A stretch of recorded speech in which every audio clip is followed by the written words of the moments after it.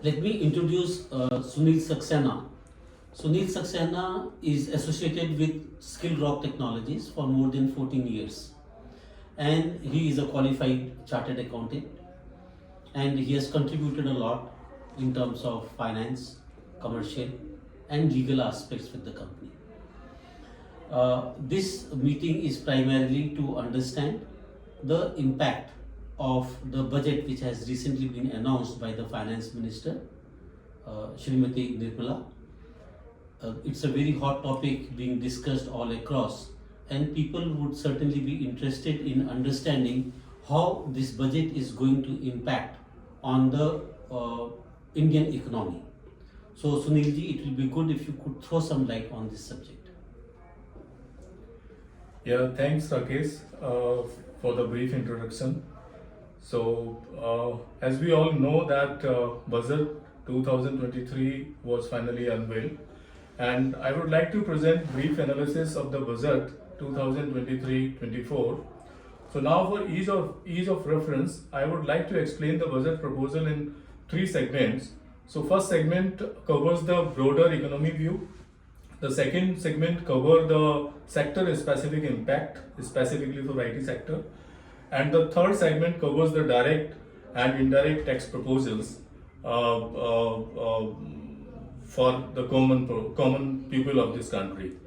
So now, starting with the broader economy view, so basically the total budget expenditure proposed at 45 lakh crore, and the budgeted receipts are proposed 27.16 crore other than the borrowings.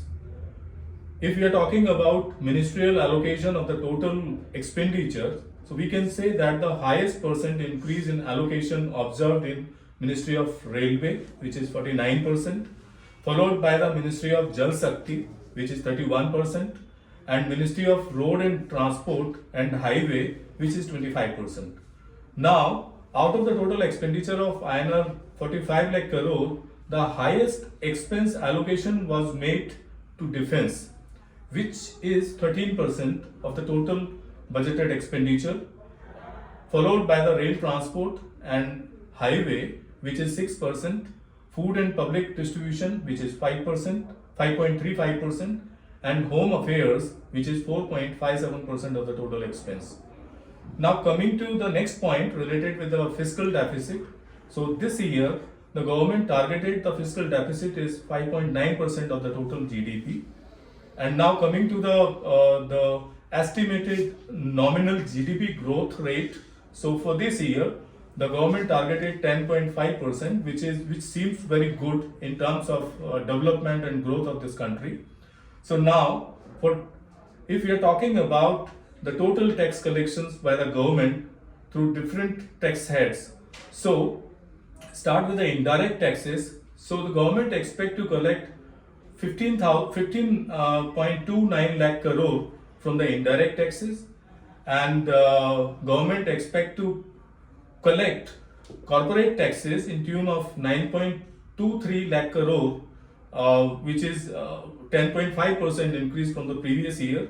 And if you are talking about income tax, so which is INR 9 lakh crore, which is 10.5% increase in terms of previous financial year. Now, if we are talking about impact on market, definitely if we are talking about debt market, so bond market is intact and react positively with fiscal deficit being in line with the expectations and the focus on glide path to the fiscal consolidation. The total market borrowing number pegged at INR 15.43 lakh crore, and the net market borrowing number pegged at INR 11.8 lakh crore. Good to know, Sunilji, that the government is giving a lot of importance to the Indian defense, strengthening the defense by allocating about 13% of the budget. At the same time, this is also a good aspect to be seen that the estimated GDP growth is estimated at 10.5%, and the deficit is targeted only about 5.9%. It seems that the economy of the India would certainly improve over the years extremely well. Now, going forward with this, let's see how the impact of this budget is going to happen on the IT, ITs and ITES and software industries to which we are directly connected. Yeah, So sure. it will be good to know your perspective on these aspects, how it will impact the industry, especially the software industry. Yeah, sure. So if we are talking about sector specific impact, specifically for the IT sector, so government allocate INR 16,549 crore to IT ministry, which is nearly 40% higher on year on year basis. It seems that there are no direct benefit available to the IT software industry. So now, if we are talking about this total budget allocation of 16,549 crore towards this IT sector, so the bifurcation is 3,000 crore allocated for the Indian semiconductor mission, which is previously announced by the government of India, and the 1,500 crore allocated for promotion of digital payments, which is the main focus area of the government. And the next one, 4,490 crore allocated for the production linked incentive PLI scheme for large scale electronic manufacturing in India.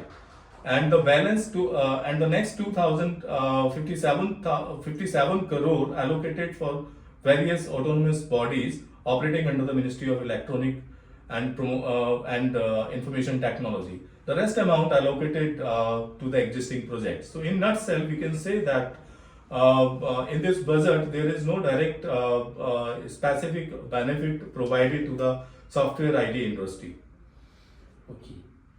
So it's okay in the larger interest of the nation. I think if certain aspects does not come on to a particular industry, software industry in India is matured enough to be able to take the hit in the larger interest of the nation. So, Sunilji, it will be great for us to understand how will the budget be impacting the individuals, or in terms of the direct and indirect taxation would be getting impacted. Sure.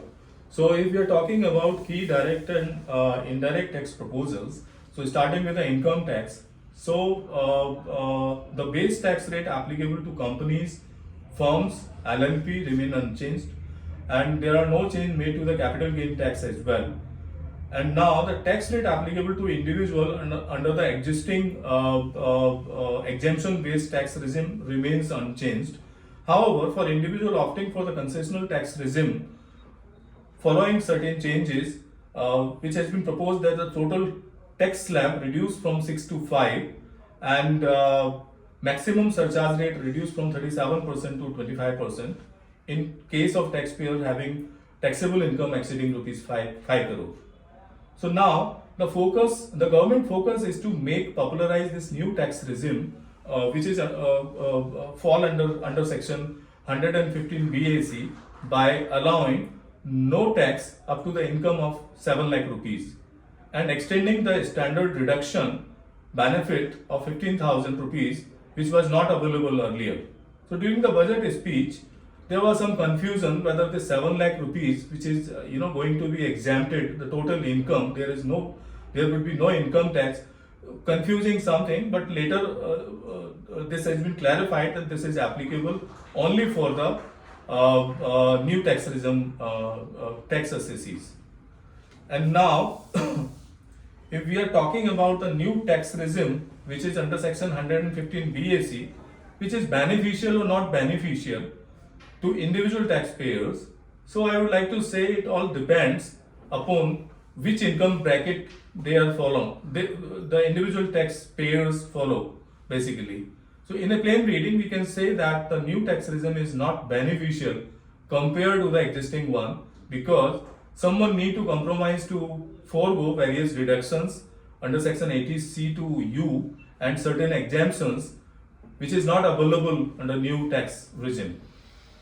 So now next, if we are talking about capital gain tax exemption, so there is a change. So recently the government proposed to change this exemption. The capital gain tax exemption on investment in residential house available to individuals is now subject to cap of INR 10 crore rupees. However, this capping has no benefit to the middle class taxpayers. So now coming to the next, which is related to the TCS. So the existing TCS rate, which is 5%, the government has increased this TCS rate to 20% in case if the total is spent made on overseas tour package more than 7 lakh rupees. Now, talking about presumptive taxation, so in case of presumptive taxation, so the existing threshold limit is 50 lakh rupees, which has been increased to 75 lakh in case of gross receipt by the professionals. Now coming to the life insurance, there is one change. So effective 1st April 23, the life insurance maturity income is taxable from life insurance policies if premium of INR 5 lakh has been paid in any year. So this is a capping just to monitor whether the insurance premium paid in a single financial year is more than 5 lakh rupees, then there is no tax benefit on some receipt on maturity. Next, coming to the online games. So earlier this is not clear whether the proceeds or bidding received from online games, which rates to be applicable and which rate TDS would be applicable. Now it is clear that 30% TDS would be applicable on the winnings from online games. There is a relevant changes has been made in direct taxes related to the charitable trusts. So I am just covering this charitable trust aspect in addition to the individual taxpayers. So the charitable trusts are required to apply 85% of their income within the year to avail the income tax exemption. Now effective 1st April 2023, if a charitable trust donate to other charitable trust, only 85% of such donations would be considered as application of income. So this is a major change. And now next one is gift of money or property by resident to ordinary but not ordinary residents. Earlier this was not clear, but this is very much clear through this budget that such transaction would liable for gift taxation as per section 918 of the Act. Now talking about startups, so the 100% profit deduction period extended till 31st March 2024 and the time limit to carry forward their losses extended from 7 years to 10 years. Good. Yeah. Good to know that there is a drastic reduction in the tax slabs, which would bring a major relief to the individual taxpayers. And also, as we have been talking of, that there was a reduction in the surcharge from 37% to 25% will also be a good relief for the taxpayers with income in excess of 5 crore. Good to know that. So, Sunil, would you be able to throw some light on the taxation changes that have been brought into the system? Will they also have any impact on the equity market? Yeah, sure. So if you are talking about equity market, so I can say that long-term perspective looks positive for equity market as the budget was focused on growth by boosting consumption, capex and supporting manufacturing. The capital expenditure outlay raised by 33% to INR 10 lakh crore rupees in financial year 2024, representing 3.5% of the total GDP. And now second is lower tax slab boosting consumption and tweaks in indirect taxation to support domestic industries. So definitely it would be positive for equity market. Okay, that's a good news. Good. So that means that equity market would also take up. Sure. So bull's effect would certainly be seen in the equity market as well as you visualize that. Great to know that. Sunilji, it would also be good to understand how this budget is going to impact the GST for IT and other sectors. Sure.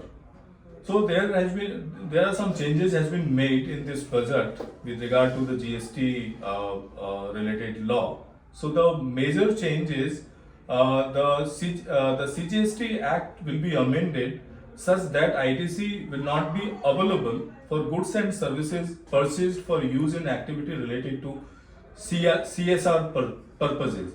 Earlier, uh, what companies did basically they incur some expenses on CSR activities and claim ITC on CSR spendings. So now onward there is no such benefit of ITC available on these kind of expenses. Yeah. Okay. So, what I am able to understand that the budget appears to be very impressive this year, and certainly it will add lots of value to the progression of the Indian economy. Now, before we conclude the session, may I request if you could give us a little brief on the impact of budget on customs and excise duty? How will that, how will the Indian customs and excise would get affected with this budget? Yeah, there are several measures taken by the government to change the tax rates on custom and excise as well. So the duties on several items has been changed to boost the ingenious industries to promote Make in India concept. So definitely, government focus is to promote the Make in India. Yeah. Good. Thank you so much, Sunil, for you being with us on this session. We appreciate the knowledge that you have shared with us. I'm sure the viewers will as well be able to take lots of advantage out of it. Thank you so much, Sunil, for being with us. Thank you. Thank you. Thank you. नहीं हुआ कैसा एक बार ये दिखाओ तो सही कहीं 8 की तो नहीं हुई